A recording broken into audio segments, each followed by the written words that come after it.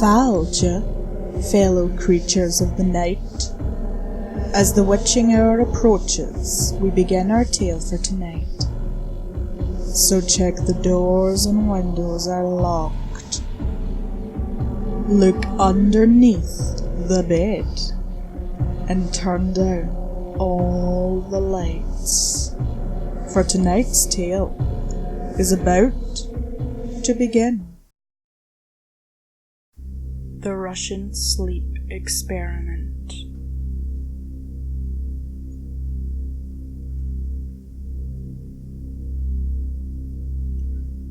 Russian researchers in the late 1940s kept 5 people awake for 15 days, using an experimental gas-based stimulant. They were kept in a sealed environment to carefully monitor their oxygen intake, so the gas didn't kill them since it was toxic in high concentrations. This was before closed-circuit cameras, so they only had microphones and 5-inch thick glass porthole-sized windows into the chamber to monitor them. The chamber was stocked with books, cots to sleep in but no bedding, running water and toilet, and enough dried food to last all 5 for over the month. The test subjects were political prisoners, deemed enemies of the state during World War II. Everything was fine for the first 5 days. The subjects hardly complained, having been promised, falsely, that they would be freed if they submitted to the test and did not sleep for 30 days. Their conversations and activities were monitored, and it was noted that they continued to talk about increasingly traumatic incidents in their past, and the general tone of their conversation took on a darker aspect after the 4-day mark. After 5 days, they started to complain about the circumstances and events that led them to where they were, and started to demonstrate severe paranoia. They stopped talking to each other and began alternately whispering to the microphones and one-way mirrored portholes. Oddly, they all seemed to think that they could win the trust of the experimenters by turning over their comrades, the other subjects in captivity with them. At first, the researchers suspected this was an effect of the gas itself.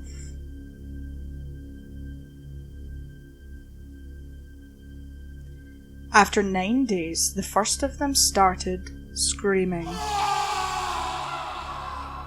He ran the length of the chamber, repeatedly yelling at the top of his lungs for 3 hours straight. He continued attempting to scream, but was only able to produce the occasional squeak. The researchers postulated that he had physically torn his vocal cords. The most surprising thing about this behaviour is how the other captives reacted to it. Or rather, didn't react. They continued whispering to the microphones until the second of the captives started to scream. The 2 non-screaming captives took books apart, smeared page after page with their own feces, and pasted them calmly over the glass portholes. The screaming promptly stopped. So did the whispering to the microphones. After 3 more days passed, the researchers checked the microphones hourly to make sure they were working, since they thought it was impossible that no sound could be coming from 5 people inside. The oxygen consumption in the chamber indicated that all 5 must still be alive. In fact, it was the amount of oxygen 5 people would consume at the very heavy level of strenuous exercise. On the morning of the 14th day, the researchers did something they said they would not do to get a reaction from the captives. They used the intercom inside the chamber, hoping to provoke any response from the captives they were afraid were already dead or vegetables. They announced, "We are opening the chamber to test the microphones. Step away from the door and lie flat on the floor or you will be shot. Compliance will earn one of you your immediate freedom. To their surprise, they heard a single phrase in a calm voice respond. We no longer want to be freed. Debate broke out among the researchers and the military forces funding the research. Unable to provoke any more responses using the intercom, it was finally decided to open the chamber at midnight on the 15th day. The chamber was flushed of the stimulant gas and filled with fresh air, and immediately voices from the microphones began to object. 3 different voices began begging, as if pleading for the life of a loved one, to turn the gas back on. The chamber was opened, and the soldiers sent in to retrieve the test subjects. They began to scream louder than ever, and so did the soldiers when they saw what was inside. 4 of the 5 subjects were still alive, although no one could rightly call the state that any of them were in life. The food rations past day 5 had not been so much as touched. There were chunks of meat from the dead test subjects' thighs and chest stuffed into the drain in the centre of the chamber, blocking the drain and allowing 4 inches of water to accumulate on the floor. Precisely how much of the water on the floor was actually blood was never determined. All 4 surviving test subjects also had large portions of muscle and skin torn from their bodies. The destruction of flesh and exposed bone on their fingertips indicated that the wounds were inflicted by hand, not with teeth, as the researchers initially thought. Closer examination of the position and angles of the wounds indicated that most, if not all of them, were self-inflicted. The abdominal organs below the ribcage of all 4 test subjects had been removed, while the heart, lungs, and diaphragm remained in place. The skin and most of the muscles attached to the ribs had been ripped off, exposing the lungs through the ribcage. All the blood vessels and organs remained intact. They had just been taken out and laid on the floor, fanning out around the eviscerated but still living bodies of the subjects. The digestive tract of all 4 could be seen to be working, digesting food. It quickly became apparent that what they were digesting was their own flesh that they had ripped off and eaten over the course of days. Most of the soldiers were Russian special operatives at the facility, but still many refused to return to the chamber to remove the test subjects. They continued to scream to be left in the chamber and alternately begged and demanded that the gas be turned back on, lest they fall asleep. To everyone's surprise, the test subjects put up a fierce fight in the process of being removed from the chamber. One of the Russian soldiers died from having his throat ripped out. Another was gravely injured, having his testicles ripped off and an artery in his leg severed by one of the subject's teeth. Another 5 of the soldiers lost their lives, if you can count ones that committed suicide in the weeks following the incident. In the struggle, one of the 4 living subjects had his spleen ruptured and he bled out almost immediately. The medical researchers attempted to sedate him, but this proved impossible. He was injected with more than 10 times the human dose of a morphine derivative, and still fought like a cornered animal, breaking the ribs and arm of one doctor. when his heart was seen to beat for a full 2 minutes after he had bled out to the point there was more air in his vascular system than blood. Even after it stopped, he continued to scream and flail for another 3 minutes, struggling to attack anyone in reach and just repeating the word "more" over and over, weaker and weaker, until he finally fell silent. The surviving 3 test subjects were heavily restrained and moved to the medical facility.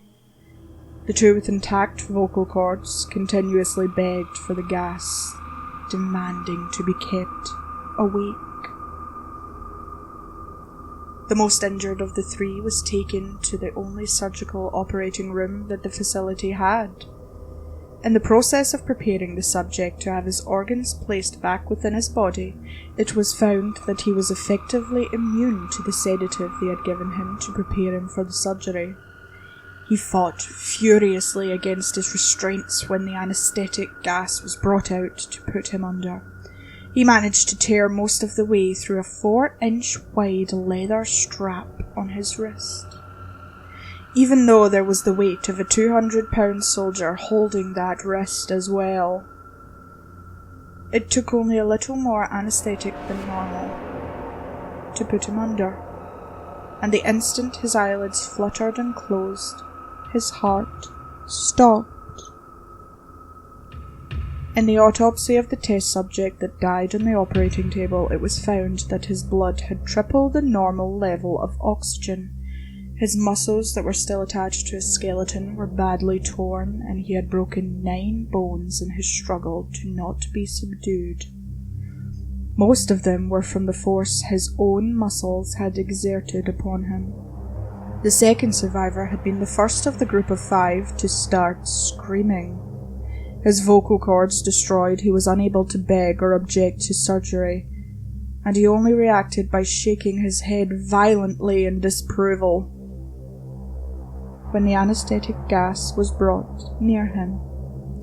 He shook his head yes when someone suggested reluctantly that they try the surgery without anesthetic, and did not react for the entire 6-hour procedure of replacing his abdominal organs and attempting to cover them with what remained of his skin.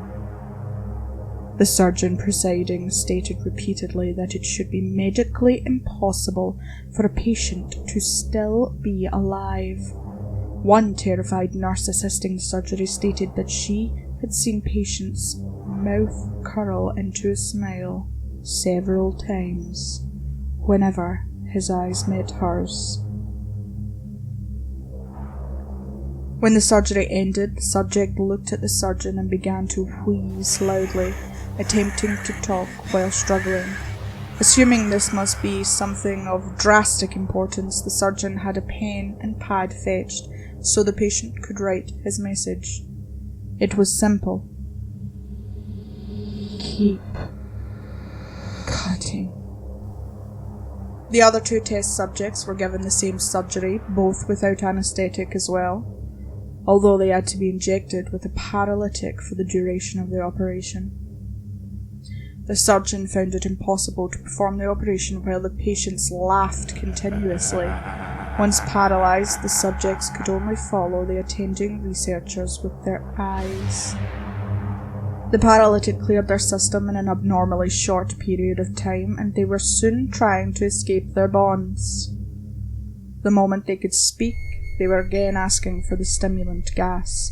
The researchers tried asking why they had injured themselves, why they had ripped out their own guts, and why they wanted to be given the gas again. Only one response was given. I must remain awake. All 3 subjects' restraints were reinforced, and they were placed back into the chamber, awaiting determination as to what should be done with them. The researchers, facing the wrath of their military benefactors for having failed the stated goals of the project, considered euthanizing the surviving subjects. The commanding officer, an ex-KGB, instead saw potential, and wanted to see what would happen if they were put back on the gas. The researchers strongly objected, but were overruled.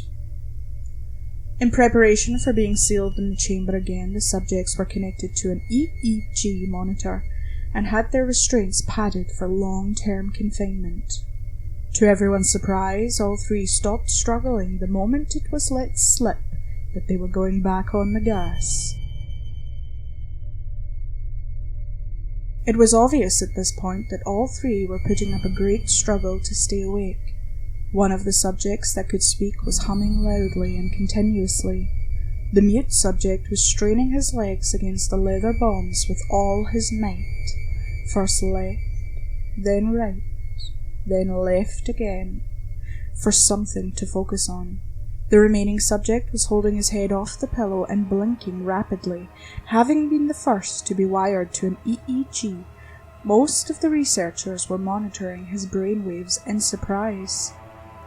They were normal most of the time, but sometimes flatlined inexplicably.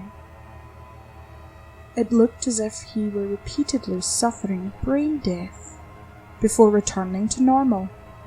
As they focused on paper, scrolling out of the brainwave monitor, only one nurse saw his eyelids slip shut. At the same moment his head hit the pillow. His brainwaves immediately changed to that of deep sleep, then flatlined for the last time, as his heart simultaneously stopped. The only remaining subject that could speak started screaming to be sealed in now. His brainwaves showed the same flat lines as the one who had just died from falling asleep. The commander gave the order to seal the chamber with both subjects inside, as well as 3 researchers. One of the named 3 immediately drew his gun and shot the commander point blank between his eyes, then turned the gun on the mute subject and blew his brains out as well. He pointed his gun at the remaining subject, still restrained to a bed as the remaining members of the medical and research team fled the room. "I won't be locked in here with these things! Not with you!" He screamed at the man strapped to the table. "What are you?" he demanded. "I must know." The subject smiled. "Have you forgotten so easily?" the subject asked. "We are you.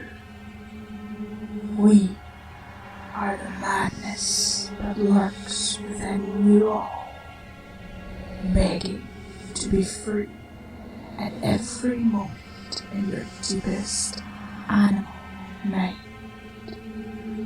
We are what you hide from in your beds every night.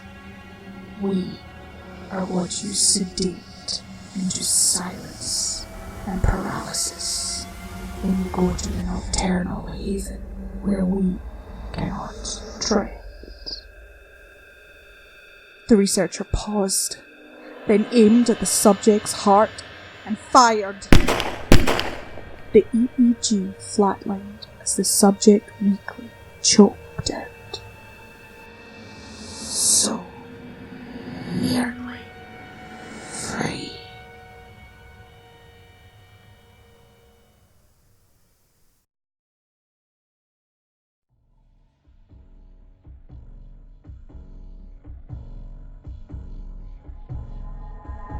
Thanks for joining me for tonight's tale, Darklings. I am GoblinPrincessKyo, and if you enjoyed our encounter, then subscribe for more accounts and tales from the darker side of life. Ah, the broom fell. Company is coming. Sweet dreams. Meet you back at midnight.